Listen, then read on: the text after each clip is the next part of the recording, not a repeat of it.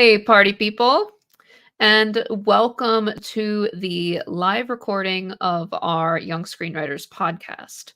Um, since this is kind of like a live recording of a podcast, we've been trying to figure out the best way to sort of set it up, and we decided that today we would start by just checking in with you all, and then in like 5 minutes we'll hit go. And we'll record the podcast, and then we'll be here with you hanging out at the end to answer any questions that you might have. So we want to give people a little bit of time to come trickling in and to see how everyone had been. Today's episode is about the beef, or about beef. I keep calling it the beef, but beef. I know, I was And confused for a second. I was like, "What, the beef?" Because it's the beef is the show and the bear. yeah, the restaurant and the bear is the beef. Or so And the restaurant and the bear. that confused me so bad too, because you were like, you have to watch the beef or beef, and I was like, but I've seen the bear. Is that the beef? And no, it's its own thing, and it is fantastic. And I will say that even if you haven't seen it, we're gonna read 2 awesome scenes out loud. We have the scripts, and it should be in the video description. If you have not downloaded it yet, it is a fabulous read. It is in the video description, and I'm also going to be pulling it up on the screen a little bit as Theo and I will read through 2 scenes that we loved. And if there's a scene you loved, please let me know, and maybe we will talk about that too. But let's see. Yeah, the scene I really want to read was, I was so curious to see how the what's it called was written. The thing that starts their beef, right? The road rage. The road rage incident. Yeah. What's the beef about? JK. It is a intense show about a beef. What a great concept. It is. It is a great concept. It is a great concept. Carl wanted me to wait 5 minutes, and I'm getting I want to do it. I'm so excited to talk about it. Then let's go. Unless you want to chat about your week and your writing week. Oh, I should say that real quick, shouldn't we? It's been good. I think I'm working on a kids podcast. And I spoke with a producer today about it, and I'm super, super stoked. So hopefully I can say more about what that's about. When I'm going to chat with him again on Monday, but that's exciting. It's looking good, and I'm excited. Podcasts are so much fun because you don't have to worry about budget, right? Like, I write things that are way too expensive, and you can do literally whatever you want. It's just sound. Such a fun medium, really. What about you? Exactly. I finished a novel today, so that was fun.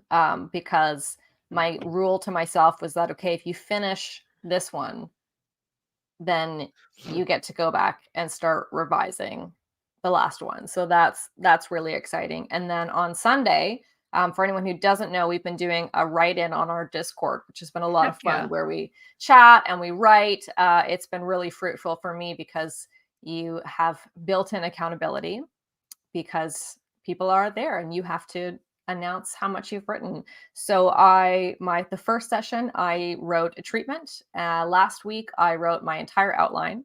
And so this Sunday, I'm going to be starting scenes. That is awesome. A whole novel too. I'm like, scripts are long enough, man.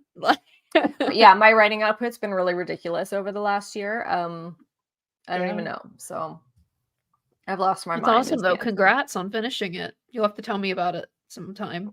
She's wild. It's a wild one. They're all wild.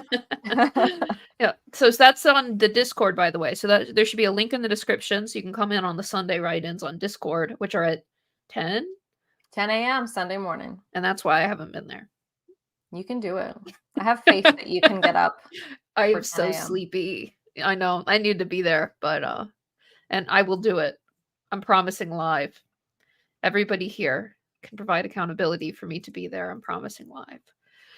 Cool. So, and yeah, please feel free to comment. We'd love to hear what your weeks have been up to, what projects you're working on. And let's get started with this podcast recording. I feel like I should put something on the screen that like says like now podcast, but we'll just know. All right. Okay.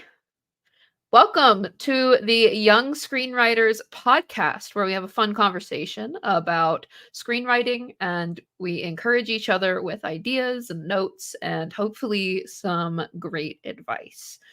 Today, we're going to be breaking down the pilot for BEEF, which is an Emmy-winning Netflix series. And we're going to be taking a peek at how these two beautifully flawed protagonists have overlapping but kind of like related issues. This was one of me and Theo's favorite series of 2023, and we cannot wait to dive in. So, Hundo P. Hundo P. So we thought that it would be fun to start with reading the scene that starts it all, right? Like the scene that creates the beef, which happens very fast into the script, which is something to kind of keep in mind for your own scripts. But on page 2 of the script, we get this showdown scene that we're going to read for you, where our two protagonists meet and don't know it and begin their beef. So, this is, if you're following along, if you have the script, which we'll include in the description, this is scene 102, which is on page 2, and it goes a little bit down, lots of action. Theo, do you want to read the scene description? I feel like I just talked a lot, so it's only natural. Yeah, I can read the scene description. Cool, and I'll be Danny, I guess.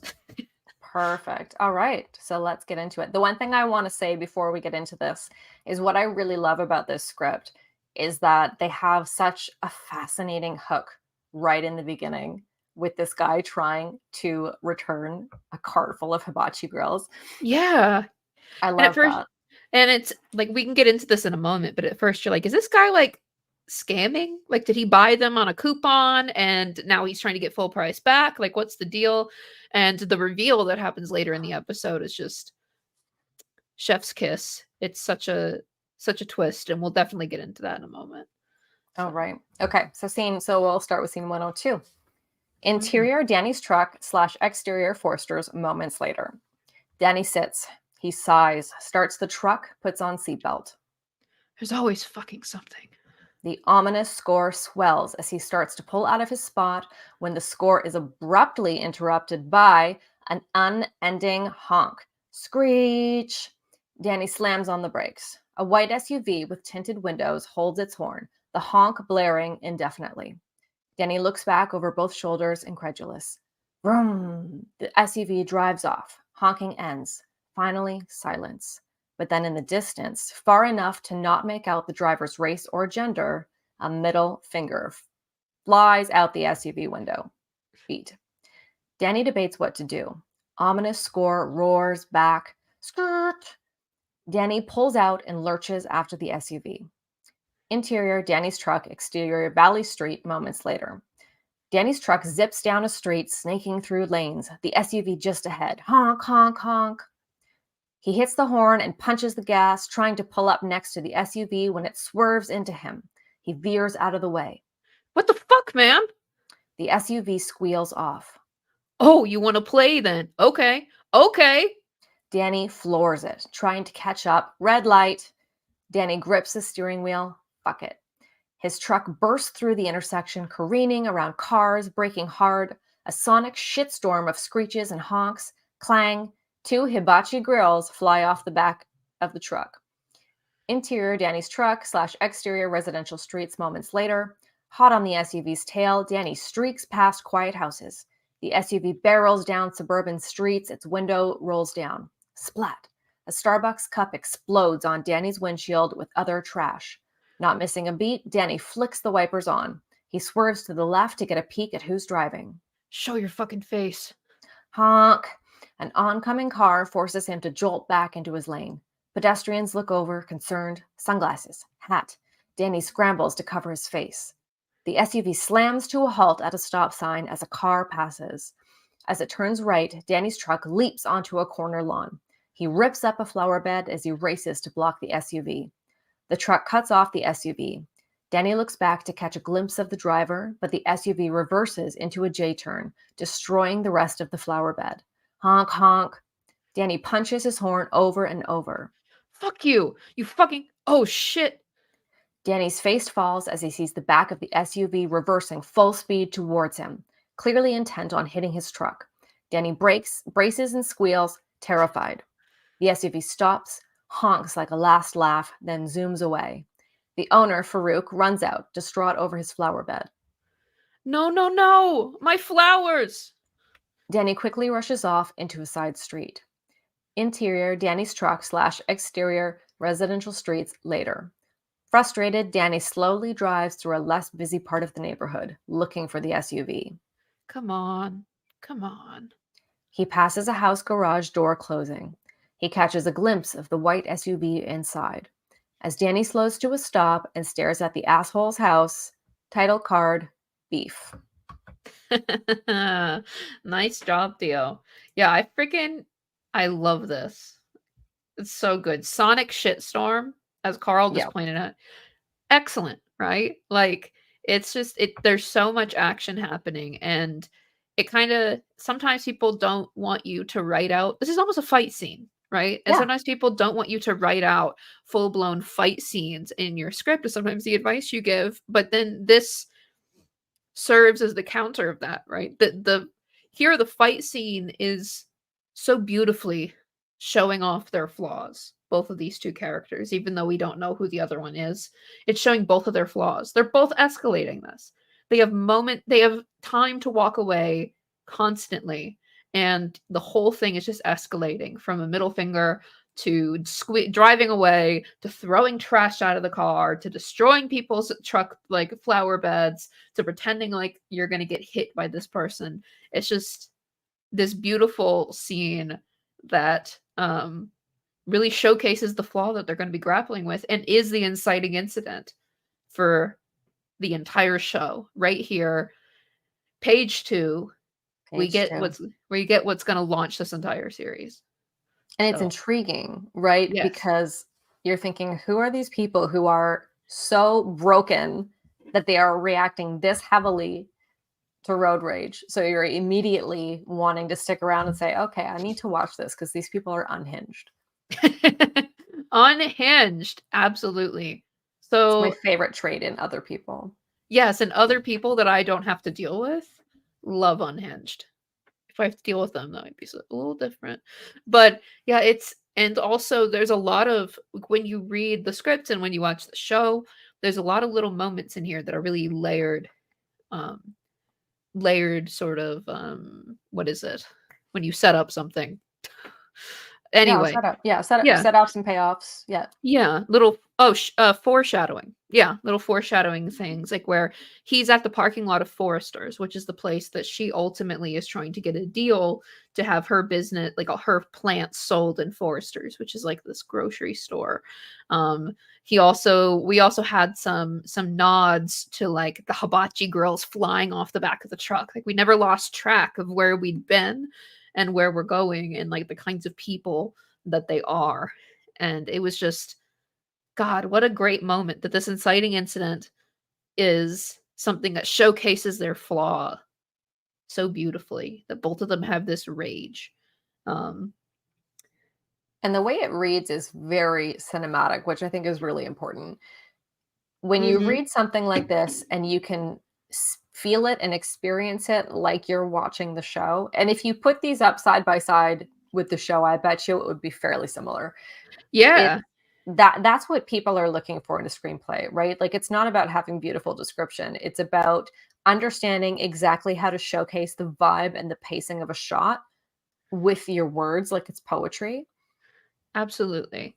And if you're reading the script, you can see on the page that the writer chooses to capitalize a lot of like sounds, which is not only just kind of a good practice to do, but also really helps to convey the like intensity and the energy of this scene. And a lot of times something that I love to do in my writing and that we see here is just sort of interjections with like splat, a Starbucks cup explodes on Danny's windshield with other trash. So like just the splat. It sort of replaces where you might be tempted to say suddenly, you know? Exactly. We Which we very rarely need suddenly. yes. It's like it's because suddenly is implied in a screenplay, right? So that's what I would hear before is like suddenly is implied because screenplays are written in the present tense. If Yeah. something is happening at all, then it's happening like suddenly. Here it's just happening. But there is this weird feeling like where you're like, but I'm missing something when I don't get to say suddenly. Like I'm missing something to kind of punch that energy. And putting in a sound effect like that is an excellent way to start your scene description paragraph without saying suddenly, but to really punch us with some kind of action. You see it there. You see splat the Starbucks cup. You see honk, an oncoming car forces him to jolt back into his lane. If you'd miss the honk, it would just be an oncoming car forces him to jolt back into his lane. And it wouldn't quite have that same urgency as putting in the honk. We're getting really nitty gritty, but I kind of think this is the stuff that really can make a screenplay feel professional and elevated, right? It's knowing what the purpose of a screenplay is, right? Yeah. It's not a story document. It's a blueprint for collaboration between actors and set professionals and sound, all of these different things. Absolutely. And this scene also comes as like I know that we only read the actual scene itself, but it is sort of bookended by these two slower scenes, right? We're in the scene right before, like we were talking about with the hibachi girls. It opens on Danny trying to return a cart full of hibachi girls, and kind of the checkout guy making a fool of him, right? Like he's clearly tends to be here in the first place. He goes up to the checkout, he's nervous, and he needs to produce the receipt in order to return this copious amount of hibachi girls, and he can't find his freaking receipt. And so the guy leans into the intercom and announces to the entire store, if you're making a return, please be sure to have your receipt ready. And rather than sit there and try to figure this out, Danny runs. Like he's like, okay, I'll just keep him, yeah, and books it out of there. So he's avoiding confrontation in this one little moment, and we kind of feel it bubbling when he gets into his car, right? And then the immediate scene after the road rage incident is we cut to another calmer scene where Danny is doing a job, doing his job. He is trying to fix this like fancy doorbell for one of his clients because he's a contractor slash handyman. And God, people, life is just not kind to him, right? Like he's talking to this guy who clearly is kind of uncomfortable and doesn't really know how to tell him he doesn't want him to cut his trees. And Danny is just running with everything that this guy says. It's like, I'll be back, I'll do it, get me other jobs, like super gung-ho about it. And desperation. Desperate. Yes, desperate. And then when the homeowner goes back inside, the Ring doorbell's connected, so we hear the homeowner and his wife, the wife being like, you gotta fire him. Like, why haven't you fired him? And Danny hears this whole thing through the Ring doorbell. Just like, this guy, like life is just shitting on Danny. Like, it is consistently. They're not afraid, the screenwriter is not afraid to be awful to Danny, and I think that's so important that we see him getting kicked and kicked over and over again. But then we also see, that he's an asshole. Yeah, for sure. Like we see that, we get to know a little bit more about his life. And then something that I found interesting, which is kind of leading into our next scene, is that we don't actually meet the other protagonist of this series. That'd actually be a question I'd love to ask you if you think that they're both protagonists. But I think they're both protagonists, yeah. I think so too. But we don't meet the other protagonist directly until page 17 of a 42-page script. Right? So that's pretty far before we actually get to meet Amy, who is the other half of this dual protagonist story. And we chatted beforehand about which scene we wanted to do to show Amy. And I think we wanted to do this scene here that starts on page 19. Just 19, yeah. And I think there was one moment that I wanted to highlight, that in the scene that we read, when Danny gets into his truck, he says, it's always fucking something. And that line is a direct callback later on in the script because she says it, right? She says it, and he looks at her, and there's this moment of recognition of, oh, this person feels the same way I do. And then I'm going to continue to do something terrible to her, which is what I love about it. Exactly. So sort of to catch you up to speed, we open up, Danny is just, we have this getting shit on sandwich where Danny is like having a bad moment in the store, road rage, and then this really like unfortunate thing where he's working as a contractor and the homeowner's just like, just fire him already. He goes home to meet his brother where he's not where his brother is just playing games all day, basically. And Danny clearly has to work for them. He talks to his parents who are back in Korea because of a mistake, kind of, that Danny's cousin made. So his parents are back home. Nobody really seems to appreciate him or believe in him. And, he goes off, and I'm pretty sure that even before we meet Amy, doesn't he completely screw up the Well, he borrows some money and he invests it in cryptocurrency. and then like loses $20,000 and then loses all of it. And that was painful to watch. That was like, Yeah, this guy. because he tells off Paul, who's his younger brother. He's like, Paul, you can't keep gambling your money in crypto.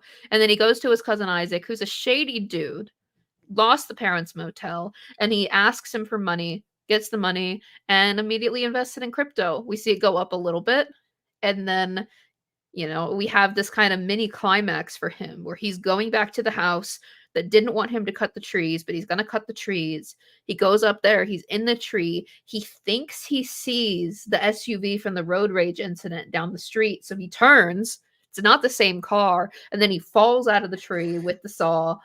He gets fired. The guys that he hired are still going to work on this job, but he's kicked out. Even Paul, his little brother, doesn't want to ride in the car with him. So good.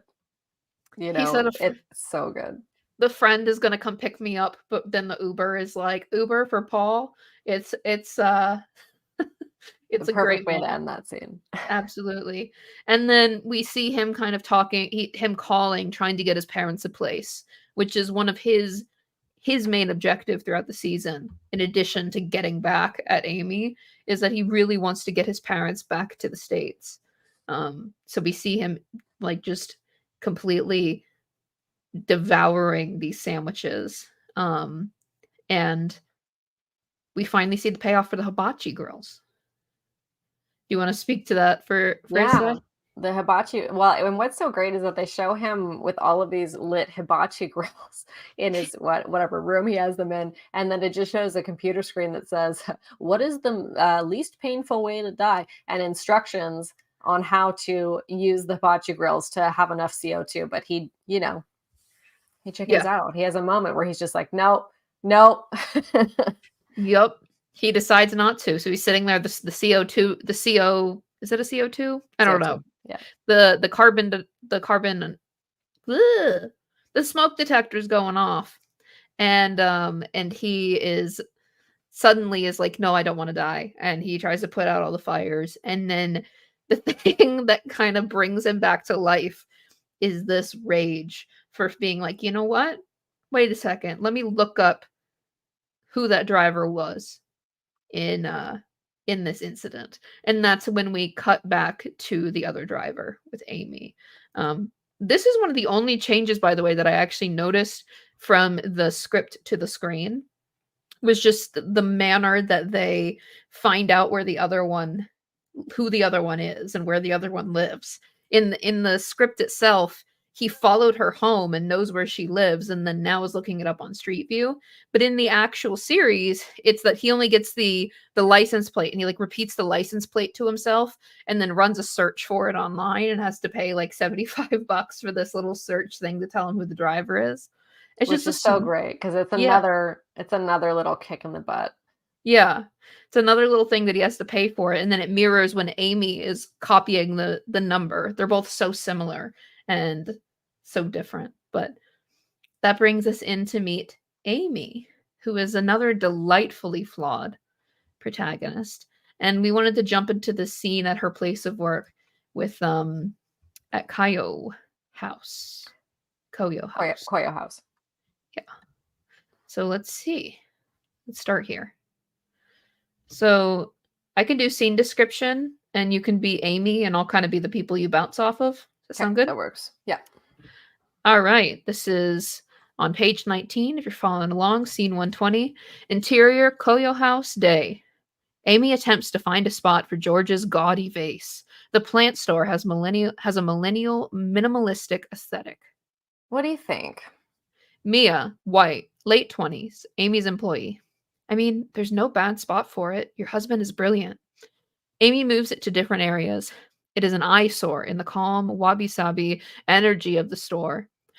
Amy places the vase in a tenuous spot where a light breeze could knock it over. What about right here? I think that works really well. Do you think it works really well? A female customer, 40s, Instagram momfluencer type, enters. Hi. Look around, take your time, let us know if you have any questions. Oh my god, I love the space. Appreciate you, Mama. Amy forces a smile. Unsettling score returns. A owner Wonder. tracks Wunner? A Yeah. Wunner tracks her as she walks to the back where employees pack plants into boxes and load them into a truck. Let's make sure to get these all out by the end of the day, okay? You guys are the best. In and out food truck this week on me. Okay, then. Amy exits and returns to the front. The female customer approaches her. Do you mind taking a picture of me for my IG? I got you, girlfriend. The female customer hands Amy her phone. By the way, no pressure to follow back, but I think you'd love my business. It empowers women. Oh my God, I love that. What kind of business? We sell soap. From my good side. Amy takes the photo. She seems like a woman whose outward facing identity grows more disconnected with her inner self. The female customer almost knocks over George's vase. Oh my god. It wobbles, but she steadies it. Amy glances over and masks a small hint of disappointment. End score. So, another beautiful, beautiful scene. I love Amy. She's great, right? So, let's talk for a second about like what this scene is accomplishing in terms of Amy and kind of her place in her family and in the world and just all of these things. Do you want to And jump just in? how miserable she is. You know, this Truly. woman is so miserable. And in the scene before this, we kind of have these interactions with her husband, who's very much a house husband and is very kind of like crunchy and soft. And it's like slowly driving her insane, you know, as well as her mother-in-law. That's the whole thing. But she's trying so hard to project some kind of persona that is not her. You know, she is a mean, judgmental woman in a space where it's all about, hey, girl. And you see this like where her natural expression in so many places is just kind of dead. And then it's almost like something is controlling her face for her, which is kind of just this beautiful dichotomy of emotions. Absolutely. And then we see this moment like where in the scene before we'd kind of got a hint that she does not love her husband's vases, right? Like he does like these really his dad was a famous artist and he's trying to be an artist and he does these really weird vases, quote unquote, that are just kind of like blobs with really like weird glaze on them that I don't know, reminds me of like tentacles or something odd. Like it's like drippy and strange and she is not about it. He asked her to sell this at her shop because they're not selling at the gallery. And for whatever reason, I guess just to please him, she said like, "Yeah, sure, whatever." And she's setting it up and this customer almost knocks it over after she put it in a precarious spot on purpose, keep in mind. This customer almost knocks it over. And in this scene description, we get so much from this line where it wobbles, but she steadies it. Amy glances over and masks a small hint of disappointment. Right? It it's so good. Self-sabotage. Self-sabotage. She wanted her to knock her husband's vase over, and she's not gonna outright go do it, but she is gonna like put it in that precarious spot where maybe it gets smashed.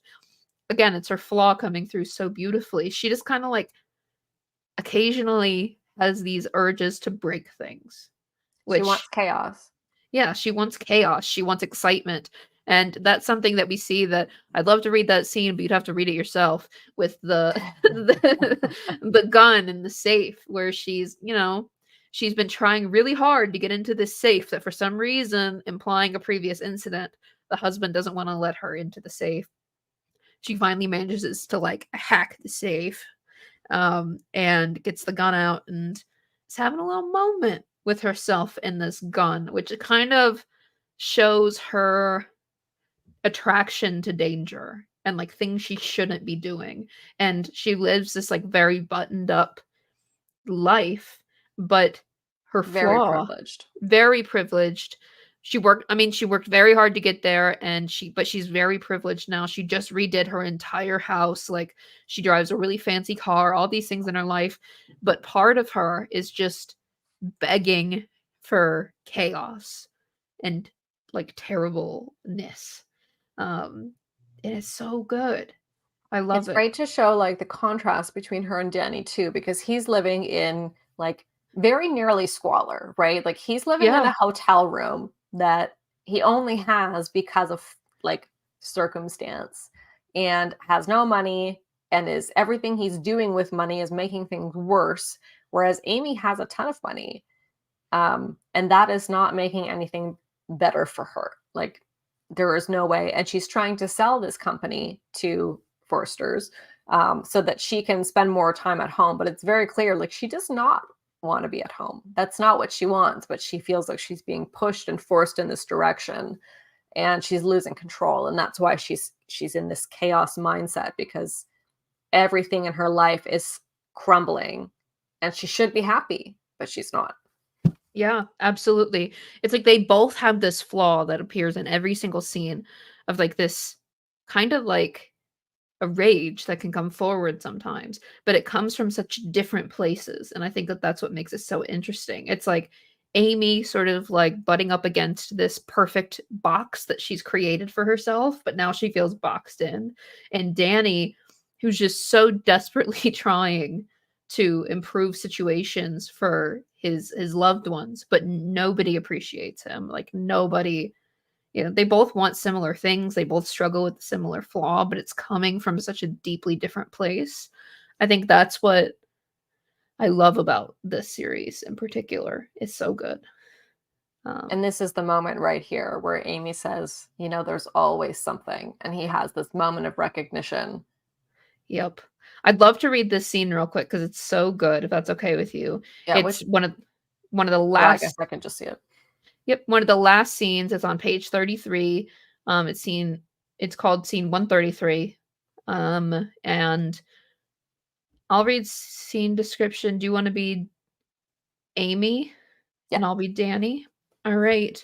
So this is the first time that they have found each other. Danny had just almost tried to kill himself with the hibachi grills, right? And then he decided, you know what? No, I'm gonna look up who this asshole is who flipped me off, who had this road rage incident, and I'm gonna go there and I'm gonna get back at her, or I'm gonna get back at him. He thinks it's him at this stage, and Amy had just had her little moment with the gun, like flirting on the edge with it. And Danny shows up and he makes up some BS story about, like, I'm a contractor and I see some problems in your garage. So I'd be happy to help. And she lets him in. So they are now in the garage. This is an interior. Amy's home garage. Moments later, Amy and Danny enter. Danny's eyebrows raise. The white SUV is the same one from the incident. He plays it cool as he taps on the built-in cabinets to check their craftsmanship. We had 2 different companies come out here to do the cabinetry. I see some warp. That unit's gotta go. Are you serious? They're probably absorbing too much moisture. There's always something. What do you mean? I don't know. He works so hard for so long, trying to be everything to everyone, just so you can provide for your family, right? Yep. If not you, who's gonna? Exactly. And you'd think at some point you get to relax, but no, there's too much moisture. I got to redo the walls, then redo the roof. By the time I'm done, the kitchen's out of style and I'm running out of money. And the whole time, all I wanted was a fucking hot tub. I'm stuck in a maze of my own creation. A beat, then. I think the kitchen's timeless. Yeah, no, sorry. I'm just tired. Danny walks along the edge of the garage, nodding, intrigued by their brief connection. Cool car. Your husband like it? He drives the minivan for the kid. I drive the luxury car for work. Danny puts the pieces together. He covers his reaction. Nice. Yeah. Hey, do you mind if I use your restroom? Interior. Amy's home moments later. Amy's on the phone, leaving a voicemail. Babe, call me when you get this. Thank God this contractor caught everything. Oh, gotta go. Amy hangs up as Danny approaches. Hey, thanks again. We should exchange numbers and keep in touch. I'm late for an appointment. Danny rushes out the door. Amy looks confused, a beat. She notices liquid pooling out from under the bathroom door. She cautiously steps towards the bathroom door and opens it. Reveal. Danny has pissed everywhere, all over the toilet, all over the white tile floor. Amy processes what she's witnessing. Something snaps inside. Exterior. Amy's home. Moments later, Amy comes running out of her house and spots Danny far away. Hey, who the fuck do you think you are? Get the fuck back here, you motherfucker, you fucking worm. Music up. Today, the Smashing Pumpkins. Amy starts running. Danny turns back to spot her. He begins running full speed as Amy chases after him. Close on his face, he's smiling joyfully. Amy slows down as she watches him get in his truck, the one from the incident. She connects the dots. A look of recognition dawns on her face. She notes the license plate. 6RK P632. 6RK P632. Close on Amy's face, she seems to relax, like she's found a private space just for her. Finally, a genuine smile, as the distorted guitars of Today hit, cut through the end credits. So, there we go. What a what a beautiful scene. This is the final scene of the pilot, and where we leave off, where Amy at first was so pissed, and then she finds her happy spot, knowing that she is going to get to wreak havoc on this man and finally enjoy the chaos that she has been craving. God. So Which is, yeah. yeah, it's lovely. And I think it's really a hallmark of a writer who knows what they're doing. Mhm. And it's not just that they understand screenwriting, it's that they know the emotion they want to elicit from the audience, which is something that I've been thinking a lot about lately with a lot of the people that I work with. Is it's not just what are the characters feeling, Mhm. it's also what do you want your audience to think of or feel when either the movie or the show is over, and it's what do you want the conversation to be about. Yeah, absolutely. And in this moment, there's the little the genuine smile that she has as it comes to an end is very much the hook for the rest of the show, because that smile, she doesn't have to say like, I'm gonna get you back. We just Yeah, know she's gonna get him back in that moment. And because we've seen her flaw pop up in this episode, we've seen that she can kind of turn on a dime and that she has this rage in her that, she will go all the way. She will F this guy up. And we see her smile in that moment that that she's gonna go after him and she's gonna get him. And yeah, it's very good. I don't want to ruin where it goes, but if you enjoyed these scenes, I will say that the story only gets better and does not let you down at all. Sometimes pilots can set up something so cool and it's like, can you actually maintain that? The answer here is yes, absolutely. Can absolutely maintain that. Um off the so walls, continually off the walls, which is yes. So a thought that I had as we were going through this is that, it's in a TV series it's okay to have two protagonists. But in a film especially you typically only have one. And this is a limited series, which is sort of a weird hybrid between a series and a feature in that it tends to kind of operate like a really long feature. But I think that one thing that I think really works about having these two protagonists is that we aren't being pulled on two different emotional journeys, right?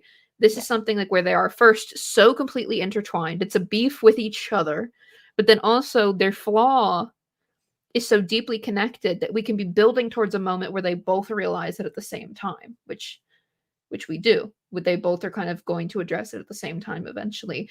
But it's so deeply connected. It's like two sides of the same coin where they're both on this journey together, progressively making each other worse as they go. It's the same as a I, love story, right? Like there's in novels specifically, it is very common to have dual protagonists, mhm. and it works, and it works in the adaptations of these books as well because the emotional journey is the same. They are opposite sides of the same coin going through the same emotional journey together. And I think that Beef has the exact same dynamic going. Yeah. They're both going on the same journey. And that's why it works. If they were going on two completely separate journeys, it would probably feel confusing or not as engaging. But because they are intertwined as lovers are, it it works. So why do you think that the representation of rage works in this? You know, like sometimes I feel like it can feel over the top or gratuitous. It's a hard emotion to balance, to feel like it's something that you're excited by when it crops up. So Because how they're do you both think? assholes. That's the answer. The Yeah. answer. If Amy was a good person, then we would think that Danny was atrocious and vice versa. But because they both suck, it's fun. It's fun to watch Amy completely lose her mind on this guy because he's a dick. And the same thing with him. You're like, oh, I don't care that he's being a shit to Amy. Amy's done some awful things. Yeah. They are terrible people, and I think that it's really important to kind of embrace this idea of your characters shouldn't necessarily be good people depending on the genre you're writing in. Let them be flawed. Every single human being in your life is flawed. I don't know a single person that I know that I haven't at one point been like, oh, this quality they have is really toxic, right? This is reality. Yeah, Let your characters be toxic. It's way more absolutely. fun. It is way more fun. But then so the other side of that though is like we have to have empathy for them still though, right? Yeah. So how do you want to speak to that for a second? Like how do you think that they captured Yeah. that they made us empathetic and I think that care? Danny's getting kicked, right? Like Danny makes some terrible choices, but Danny is also getting kicked, and he also at his heart, and I think both of them at their hearts are still doing good things. Danny is really struggling to get through to his brother. He's dealing with the outset of his family being taken away from him. He's trying desperately to get his parents back. There are all of these things that he's doing underneath this main conflict that we can empathize with and feel for him. This guy, it's not all his fault he's being kicked. So we get it. And you don't condone what he's doing, but you kind of understand it and you want him to overcome it. You're like, man, if you would just, it's like cheering for someone. It's the same as someone in your life who's doing all these terrible things. And you're like, if you would just get over that one thing, you'd probably be a good dude. And I think the same thing with Amy, where you're like, hey, if you would just realize that your life is kind of beautiful and that, if you could ignore the fact that you're not in control or that things are not going a certain way, you could have a beautiful life with your lovely husband and your lovely daughter and blah, blah, blah. Um, Yeah. so I think that's the important piece here is that there is a heart to them, especially to Danny, Mhm. that it doesn't make up for the fact that he's terrible, but I think it humanizes him. They are both very human, and I think that's what really settled in for me because a lot of the time we see these characters who don't have this nuanced full range of emotions, or people are very afraid to make their characters be bad people. Yeah. I would say almost all of my screenplays focus on women characters who do very awful, terrible things. And I've had, there's a lot of conversations that I have with people who are like, okay, well, but I need to figure out how do I cheer for this person. And it really just comes down to this humanizing element and realizing that every single person has this dichotomy in them. Absolutely. And we kind of got to save the cat moment. You know, to speak to the classic Save the Cat, where Amy had that beautiful moment where she's with her daughter. Her daughter has this like debilitating anxiety and screams bloody murder. And Amy comes in and is talking to her daughter about how to avoid nightmares and what she does to avoid nightmares, and is kind of reflecting on her daughter's birth with her. And we see this soft side of her that is a contrast to what we've seen before and what we will see ultimately in the end with her chasing Danny, but it gives us like this moment of her heart, right? And similarly, we see from Danny, I would say his kind of save the cat moment is he gets that money from Isaac, which is not necessarily a good place to be in, and is trying to call to get his parents a place to live. And that's when everything kind of gets destroyed for him, when the crypto falls and he has no money and he's just stuffing Burger King into his mouth to the point where he's about to throw up. But he's trying so hard to get this for his parents and it falls apart. But we have this little beat where we see that side of their heart, that side of their like what they want, that so frequently gets trampled over There's a by moment with the Paul rape. too, Yeah, yeah, where he's kind of shitting on Paul, and then he has this kind of moment where he stops and he's like, "What am I doing?" And he's like, "Have you eaten?" yeah, And you can see that it's like his main base instinct, no matter how angry he is with his brother, is I'm going to feed you. I'm going to nurture you, even if it's fast food. Like, yeah. No, absolutely. It's such a beautiful moment because, like, yeah, he comes in and at first he's just completely being kind of a dick and steamrolling over what his brother is doing. And then takes a step back and kind of isn't doing what his parents just did on the phone, if I'm remembering right. yeah, And instead is like, okay, wait, let me take care of you. breaking generational trauma. We love to see it. Which is a theme that we play with here. So I would love for anyone who's listening to this to watch the rest of it because it is so good, and only gets better. But yeah, so thank you so much for listening today. Um, Please don't forget that every Sunday we do a write-in. So you can come in at 10 a.m. with Theo in our Discord, which is in the description, and you can just write with us. And also don't forget to subscribe to the channel. See, I'm getting better about that. So don't miss the next live recording. Next week, we're going to be here with Adam, and we are going to be talking about another fun thing that came out recently, Saltburn. So Woo! that is going to be fun. I think it's still on Prime, It's on Amazon Prime. Yeah. so you can Canada too. It's in there in Canada. so you I can was very stream it on excited. Prime, and we'll be talking about that next week. And then the week following, John is joining us. So we're going to be talking with John.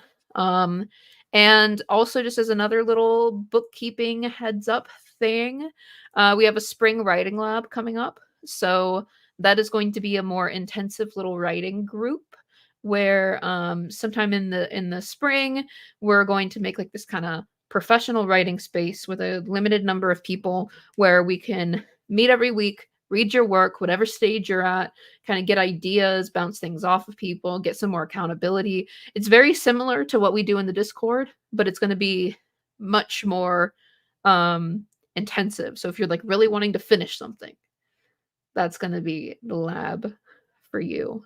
Um, and yeah, and that's sort of coming off the tail end of our winter lab, which is wrapping up in about 3 weeks.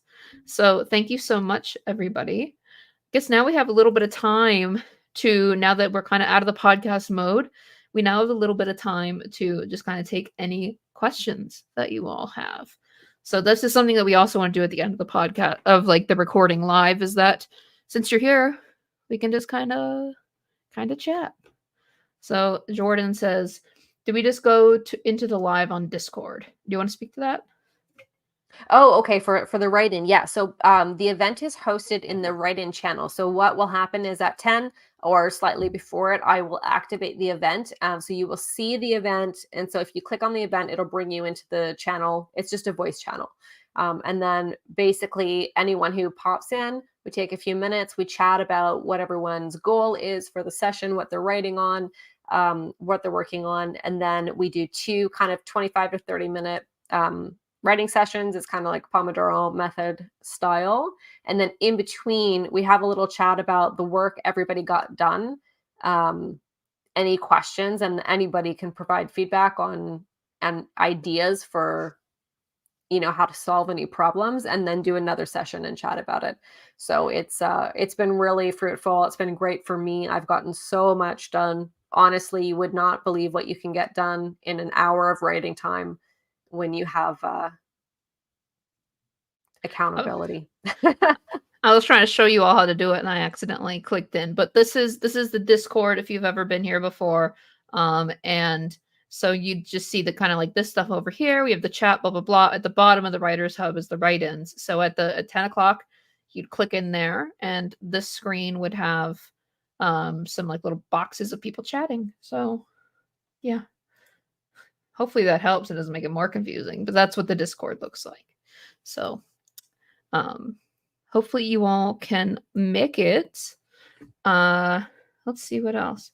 We didn't really get any questions in the middle this time, but man, this made me want to watch the Beef again. Or not the Beef. Beef. Just beef. Just beef. Just Beef.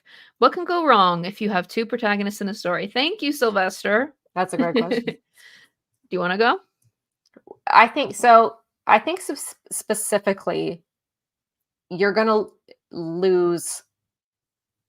Okay. In a story, there is only so much narrative energy.